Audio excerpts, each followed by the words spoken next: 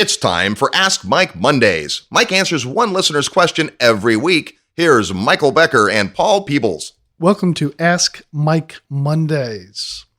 I'm Paul Peebles, National Underwriter for Old Capital, and joining me today, as always, Michael Becker. Hey, Paul. So again, Ask Mike Mondays, we go to the smartest guy in the room. That's Michael Becker. You know, Michael, as you know, has closed over $400 million in multifamily transactions, 4,000 units. I mean, he is the man. So he's a depth of knowledge, and people ask him questions all the time. I thought we'd get some of these recorded. So Mike, you go under contract and now your due diligence starts. How do you find out whether you've bought a lemon or not before you close? Yeah. So once you get the property under contract, now what, right? So what do you do to make sure that you fully understand what you're walking into? You know, there's really a few things that you should do from a due diligence standpoint. You know, when you do your purchase and sale agreement or your PSA, in there's going to be a list of documentation that the seller needs to provide you as a buyer. So you go in and do your proper diligence of the property before you close on it, or even if you have like a financing contingency before you spend a bunch of money on your loan.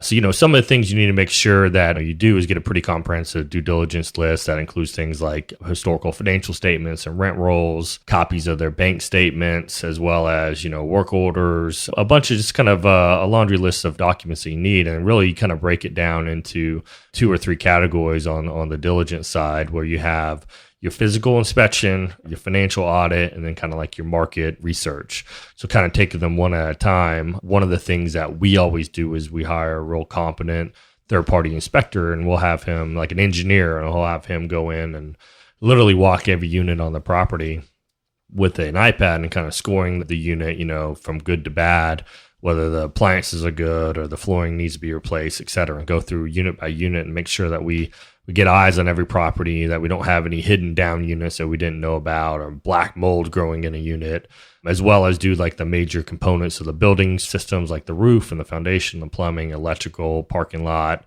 all that he'll check out for us and give us a nice report at the end of the day. And he'll tell us everything we need to know to make sure we have our proper capital budget set aside, that we can cure all the deferred maintenance and then know what our unit status is.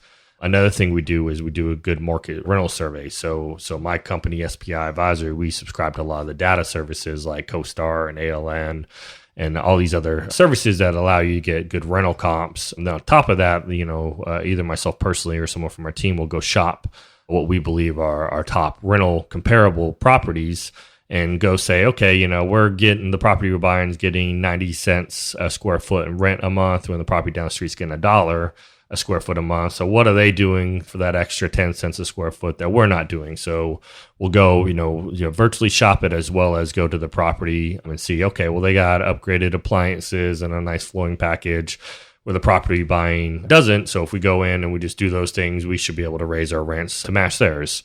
So we do a pretty good comparable analysis, both virtually as well as we go physically shop these properties and make sure that we're comparing apples to apples and they're not on the good side of the tracks and we're on the bad side of the tracks per se. So that's one thing you do. And then finally, one of the things that you need to do is make sure you do a good financial audit the best that you can. So in your diligence package, you should get rent rolls and financial statements. And that's what you typically make your offer based off of, is a rent roll and their financial statement. So when you get it on a contract, you can go verify. So one of the things we ask for is like the bank statements or deposit receipts that, if they say they had $100,000 that month in revenue, I need to see, $100,000 in deposits to make sure that the deposits kind of match what they're telling me is their income. We also get copies like utility bills to make sure that they say, hey, I'm paying X amount in water, sewer, and X amount in electric, that, we have the bills to kind of back it up to make sure that that's in line, as well as we do a good lease file audit. So you say that we're 95% occupied and we have these leases. So we'll go through, take the rent roll and match the tenant name, lease start date, end date, lease amount, as well as do kind of a background check on how are they screening their tenants through that process. Are they documenting their income, or are they just letting anybody in? So those are some of the things that we do when we do both our physical, our market survey, as well as our financial audit of the properties. If some sellers are not going to release some of that information to you, is that a deal killer, or are you looking to mitigate to kind of figure out why? Yeah, sometimes you get some difficult sellers. So it's not a perfect world in a vacuum, that you get everything that you ask for all the time. But there are some deal killers that we just won't go hard with money without getting a good sample, at least, of these units at random that we can go in and walk and get our ability to get our eyes on the roof and the parking lot before we have our money go hard. Another thing we always try to do is at least do a good lease file audit and do a very basic bank statement audit along the way.